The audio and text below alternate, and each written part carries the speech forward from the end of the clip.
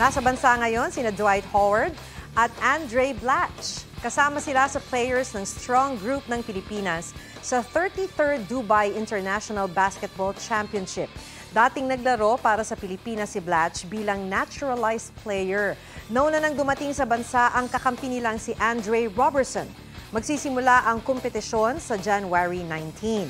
Noong 2023, umabot ng quarterfinals ang koponan bago tinalo ng Lebanon. Huwag magpahuli sa mga balitang dapat ninyong malaman. Mag-subscribe sa GMA Integrated News sa YouTube.